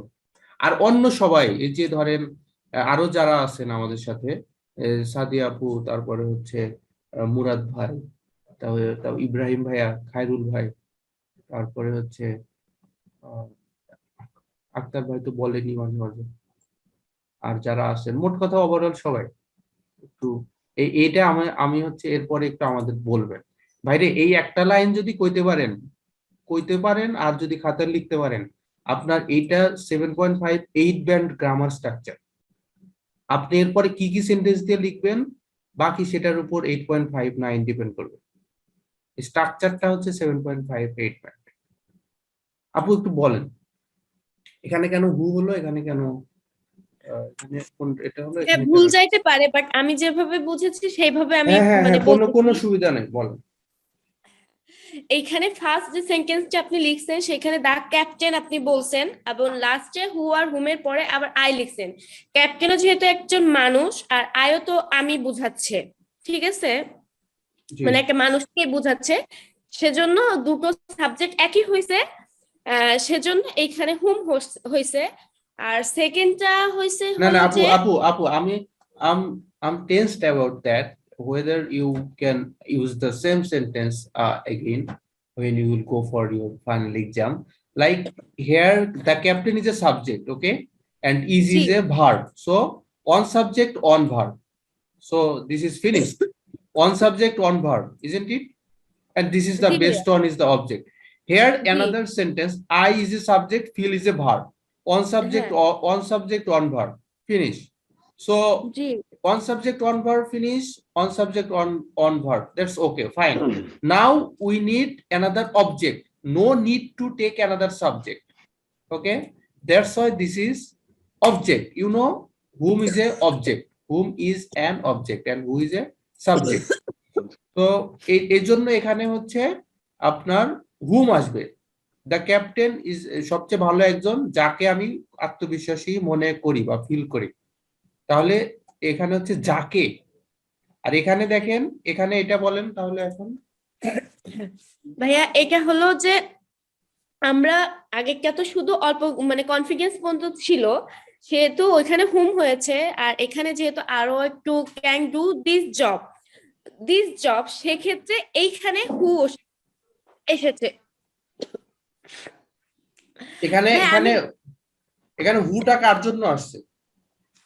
এখানে হুটা আসছে হলো দা ক্যাপ্টেনের জন্য।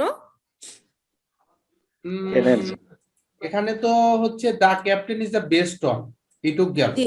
আর হু হ্যাঁ, হচ্ছে আই ফিল কনফিডেন্ট, আয়ের জন্য আসছে ভাইয়া। হ্যাঁ না, আই ফিল কনফিডেন্ট, এটা তো পুরোটাই গেল, ঠিক আছে। এখানেও তো আপু আই ছিল, তাহলে জি এখানে কেন হু আসেনি?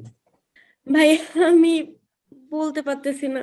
আচ্ছা আচ্ছা, না কোনো সমস্যা নাই, আমি দরকার হলে এইটার উপর আরো 10টা সেন্টেন্স করাবো যাতে এই টাইপস এর একটা সেন্টেন্স লিখতে পারে। হিমিকা আপু কি আমাদের ক্লিয়ার করতে পারবেন বিষয়টা? আমি আরো 3-4টা এখনই লেখাবো। ভাইয়া প্রথমটা হচ্ছে যাকে কনফিডেন্ট মনে করি সেজন্য হুম, আর পরেরটা হচ্ছে যে কাজটা ভালোভাবে করতে পারবে এজন্য হু। তো এখানে এখানে হচ্ছে এই যে যাকে কনফিডেন্ট ফিল করি, ওকে, তাহলে হচ্ছে এখানে কি হুম দিলে সমস্যা কি ছিল? এখানে তো এখানেও তো বলতে পারি যে যাকে কনফিডেন্ট ফিল করি সে এই কাজটা করতে পারে। এখানে তো যে কাজটা করতে পারে সেজন্য, কারণ সাবজেক্ট ভার্ব তো দুই দিক থেকে মিলে গেছে এখানে। হ্যাঁ হ্যাঁ, আপু আপনি কি এই টাইপস এর দুই একটা সেন্টেন্স কি লিখতে পারবেন, বলতে পারবেন? মানে আমাদের টার্গেট তো আপু ফাইনাল, তাই না? ফাইনালের জন্য জি লিখতে পারি। সো জি এটা কপি করে কি স্ট্রাকচারটা কপি করে কি ফাইনালে লেখা যাবে? ভাইয়া আরো প্র্যাকটিস করতে হবে আরো বেশি করে, আচ্ছা দাঁড়ান, তাহলে আমি হয়তো। আমি আমি এখনই প্র্যাকটিস করতেছি। আসেন দেখেন, আমরা আগেই বলেছি হু হচ্ছে সাবজেক্ট, হুমিভার হচ্ছে অবজেক্ট। এটা তো আমাদের ক্লিয়ার, তাই না? জি হু হচ্ছে সাবজেক্ট, হুম হচ্ছে অবজেক্ট। হু হলো সাবজেক্ট, হুম হচ্ছে, হু হচ্ছে নির্দিষ্ট, হু হচ্ছে নির্দিষ্ট, যে নির্দিষ্ট করে একজনকে বোঝায়। আর আপনি যদি হু এর সাথে ইভারটা যোগ করেন তাহলে হচ্ছে যে কেউ হতে পারে, নির্দিষ্ট না। আপু বোঝা গেছে কি ব্যাপারটা? যদি হু ইভার দেন তাহলে জি জি হু ইভারটাও সাবজেক্ট বাট নির্দিষ্ট না। জি স্মিতা আপু ছাড়া সবাই একটু আপনার ইব্রাহিম ভাই, খায়রুল ভাই, তারপর আক্তার ভাই, সবাই একটু একটু আমাকে একটু আনসার গুলো দিবেন একটু পরে, আমি একটু জিজ্ঞেস করবো। হুইভার সাবজেক্ট বাট অনির্দিষ্ট।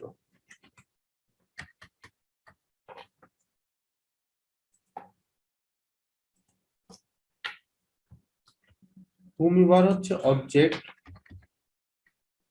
বাট অনির্দিষ্ট।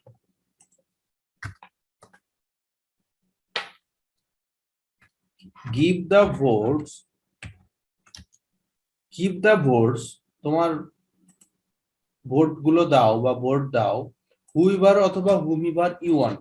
আচ্ছা এখানে কি হবে, হুইভার হবে না হুমিভার হবে? give the votes, ভোট দাও যাকে তুমি চাও নাকি যে তুমি চাও? যাকে তুমি চাও। যাকে তুমি চাও, give the votes। R give the votes এটা হচ্ছে ইম্পারেটিভ সেন্টেন্স। ইম্পারেটিভ মানে আদেশ সূচক, মানে নিষেধ সূচক। এই ইম্পারেটিভ সেন্টেন্সে সবসময় ইউ একটা উজ্জ থাকে, ইউ একটা উজ্জ থাকে। ওকে, গিভ দ্য ভোটস, যেহেতু ভোট গুলো আছে তার মানে তোমাদেরকে বলা হচ্ছে, অনেককে বলা হচ্ছে। গিভ দ্য ভোটস, ভোট গুলো দাও হুইভার অথবা হুমিভার ইউ ওয়ান্ট, যাকে তুমি চাও। এই লাইনটা ক্লিয়ার সবাই? G U give the votes whoever অথবা হুমিভার ইউ ওয়ান্ট, যাকে তুমি চাও। মিত্রাবাল আপু কি একটু ফ্রি আছেন? একটু কি বলতে পারবেন যে এখানে হুমিভারটা কেন আসছে? Sir, can you hear me, sir? Yeah, I'm hearing. Please answer here. Yes, sir. Sir, I think it's whomever, sir.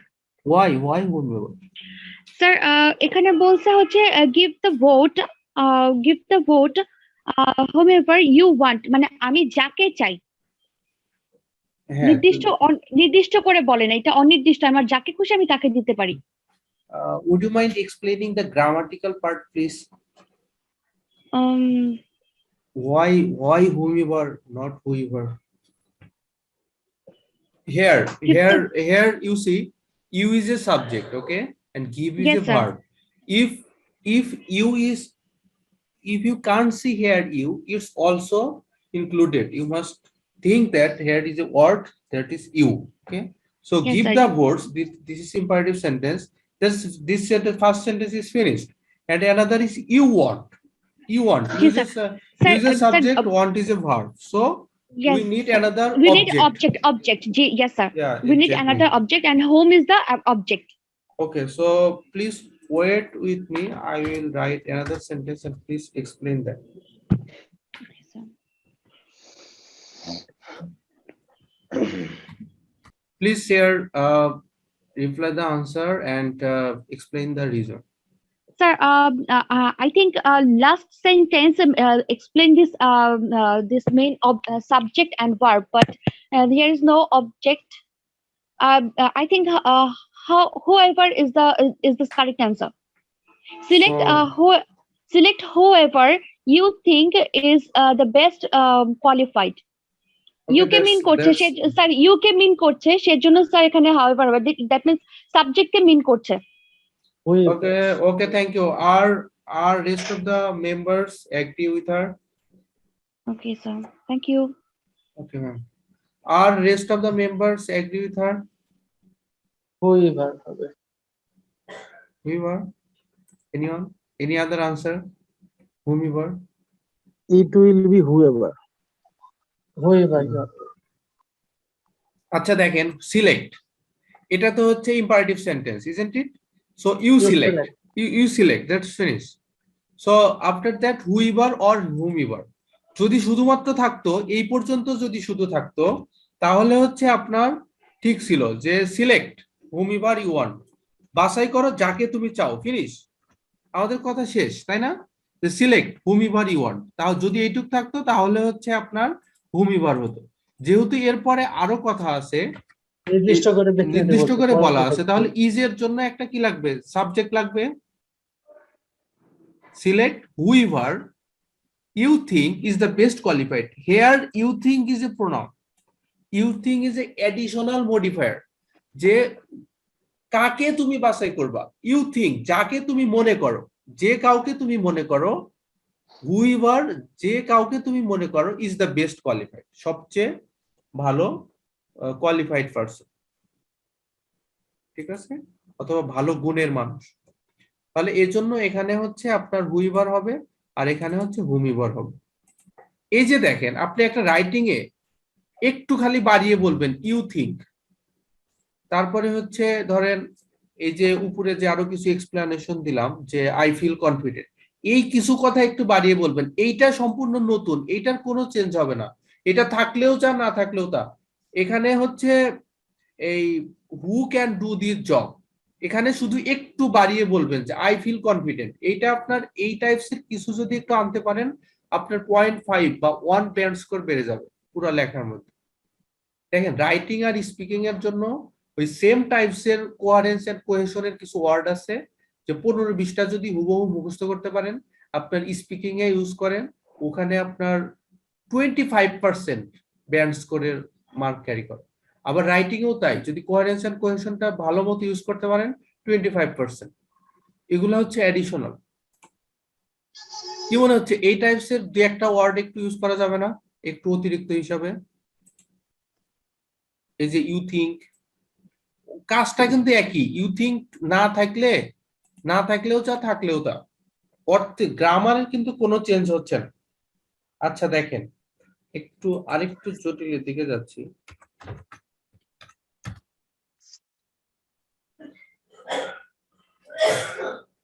Ibrahim ভাই আছেন? জি ভাইয়া। ভাইয়া এখানে কি হবে, হু হবে না হুম হবে? তো হু হবে। হু হবে, জি, কি হবে? হু হবে। হুম। যেহেতু একটা object আছে, সে সাবজেক্টটা ধরা থাকে, তো হুটা হচ্ছে সাবজেক্ট। মানে আপনার কথাটা ভাইয়া নেটওয়ার্কের জন্য কেটে কেটে আসে, আপনি কাইন্ডলি একটু, মানে হু হবে না হুম হবে? হুম, হু হু হবে। হু হবে, হু হবে। জি জি। আচ্ছা ভাই, আপনার লজিকটা কি, মানে কেন হবে ভাইয়া? আর এখানে হুটা হচ্ছে সাবজেক্ট এখানে। হু হচ্ছে সাবজেক্ট, ওকে। তাহলে এই জি সাবজেক্টের জি জন্য ভার্ব জি। কোনটা? এই সাবজেক্টের জন্য কাম। কাম। কিন্তু ভাইয়া কামের আগে তো টু কাম। আছে না, কামের আগে তো ভাইয়া টু জি। আছে, তাহলে এটা তো হচ্ছে অবজেক্ট, এটা তো হচ্ছে মেইন ভার্ব হবে না, মেইন ভার্ব বা অক্সিলারি ভার্ব হবে না, যেহেতু টু এর পরে কাম আছে। তাহলে কি এই কাম, এই কামের ভার্ব তো ভাইয়া ডিডেন্ট, এই যে ডিডেন্ট, এটার ভার্ব, এটার অক্সিলারি ভার্ব ডিডেন্ট। না, এই কাম ভাই আপনার কথাগুলো ক্লিয়ার বোঝা গেলে হয়তো আপনার সাথে আরো ডিরেক্টলি করা যেত। জি। আপনার যদি ইব্রাহিম ভাই, আপনার যদি পার্সোনালি প্রবলেম হয়, আমি আপনাকে সব শীট ভিডিও টিডিও সব আছেই, তারপরে যদি প্রবলেম হয় আপনি আমাকে ফোন দেন যে ভাই এই লাইনটা বুঝিনি, ঠিক আছে, যেহেতু আপনার ফ্রিকোয়েন্টলি নেট ডিস্টার্ব করে, আপনি আমাকে ফোন দিন, ঠিক আছে, হয়তো একটু টাইম এদিক সেদিক হতে পারে, আমি আমার ফ্রি টাইমে আপনাকে কল করব। আচ্ছা আচ্ছা ঠিক আছে। আচ্ছা ভাই। আচ্ছা, গ্যালাক্সি F22। জি স্যার, আমি আচ্ছা ভাই, এটা কি আপনি বুঝতে পারছেন এখানে কি হবে? হু হবে না হুম হবে? এখানে হু হবে স্যার। কেন হুম হবে, কেন হুম হবে? এখানে Rahim subject, I expected to come, didn't come, মানে আমি আশা করেছিলাম আসতে, ডিডেন্ট কাম, মানে কে রহিম আসেনি, এই জন্য সাবজেক্ট। আচ্ছা দেখেন, রহিম, হু অথবা হুম, রহিমকে আই এক্সপেক্টেড টু কাম, যাকে আমি নির্দিষ্ট আশা করে করেছিলাম, রহিমকে বলছি তো, নির্দিষ্ট করে রহিমকে। আসবে, তাই না? যাকে আমি আশা করেছিলাম আসবে, ডিডেন্ট কাম, তাহলে আসে নাই কে? এই রহিম আসে নাই। রহিম আসে না। আসল কথাটা কিন্তু রহিম ডিডেন্ট কাম, রহিম আসে নাই। তাহলে হচ্ছে হু অথবা whom I expected to come, যাকে আমি আশা করেছিলাম আসতে, মানে আসবে, আসার জন্য যাকে আশা করেছিলাম। দেখেন আই এক্সপেক্টেড, এক্সপেক্টেড এর সাবজেক্ট হচ্ছে আই, ভার্বের সাবজেক্ট। আর এই কামটা হচ্ছে কামের আগে টু আছে, তার মানে এটা হচ্ছে আপনার মেইন ভার্ব বা অক্সিলারি ভার্ব না, কারণ যেহেতু কামের আগে টু আছে, এটা হচ্ছে অবজেক্ট, ঠিক আছে। তার মানে এক্সপেক্টেড এর সাবজেক্ট হচ্ছে আই, আর ডিডেন্ট ভার্বের সাবজেক্ট হচ্ছে রহিম। তাহলে দেখেন রহিম যাকে আমি আশা করেছিলাম যে আসবে কিন্তু আসে নাই, তাহলে didn't come, Rahim didn't come. তাহলে whom I expected to come, যাকে আমি আশা করেছিলাম আসার কথা বা আসতে পারতো, এই জন্য এখানে হুম হবে, হু হবে না। ইব্রাহিম ভাই এখন কি ক্লিয়ার হতে পারছেন? ইব্রাহিম ভাই? ওকে, আলহামদুলিল্লাহ। ভাই আমাদের হচ্ছে এই প্রোনাউনটা ব্যাপকভাবে দরকার। হ্যাঁ, এই প্রোনাউনের বহুত রকমের প্রোনাউন আছে, এত প্রোনাউনের রুলসও জানতে হবে না, জানতে হবে না, খালি আপনি রাইটিং এ আর স্পিকিং এ বলার জন্য ব্যবহারটা শেখেন। আর একটা জিনিস লাগে, সেটা হলো রিফ্লেক্সিভ প্রোনাউন, যেটা রিফ্লেক্সিভ প্রোনাউন,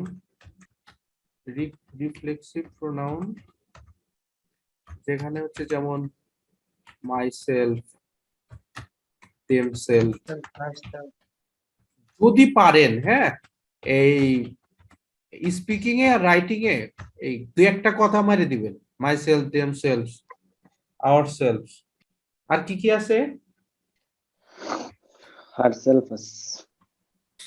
আচ্ছা ভাইয়া, এই যে এখানে যদি আরো কারো কোনো কনফিউশন থাকে, আমাদের যে সিম্পল কমপ্লেক্স কম্পাউন্ড সেন্টেন্সের যে ক্লাসটা হবে না, ওখানে আরো বিস্তারিত আলোচনা হবে, ঠিক আছে? সিম্পল কমপ্লেক্স কম্পাউন্ড সেন্টেন্স, ওখানে এই যে রিলেটিভ প্রোনাউন এগুলো নিয়ে আরো বেশ কিছু আমি করব, প্র্যাকটিস করব। আর একটা জিনিস খুব ফ্রিকুয়েন্টলি ইউজ হয়, যদি পারেন একটু ইউজ করেন, যদি সুযোগ হয় আর কি, one should respect one's child. এই যে অনস এর ব্যবহারটা, হ্যাঁ, এটা খুব মানে ভালো একটা গ্রামার।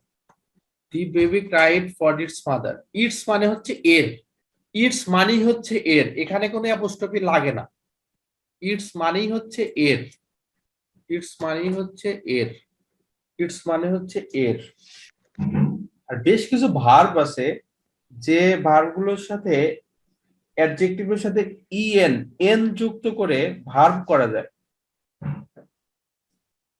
যেমন এইবল, এনেবল, তারপরে হচ্ছে ধরেন হার্ট, হার্টেন। এগুলা হচ্ছে ধরেন একটু এই ভোকাবুলারি গুলো মুখস্থ করে বা শিখে ওগুলা হচ্ছে ইউজ করবেন। আচ্ছা, 10:30 বেজে গেছে, আজকের মতো কি থাকবে এখানে নাকি আমি আরো কিছু দেখাবো? থাক আজকে। স্যার আজকে থাক। ওকে ম্যাম, ঠিক আছে। আর আর কেউ? আমাদের সংখ্যাগরিষ্ঠ কি হয়? আরো কিছু সময় ভাইয়া চললে তো থাকতাম, আরো 15-20 মিনিট। আজকে এটুকু থাকুক। হ্যাঁ, আজকে একটু থাক। ওকে ওকে, ঠিক আছে, আজকে এটুকু থাকুক। আর আমাদের যতটুকু আমরা ক্লাস করি ততটুকু যেন সবার ফুল কনসেন্ট্রেশন থাকে, হ্যাঁ, যাতে কেউ আমরা বিরক্ত না হই।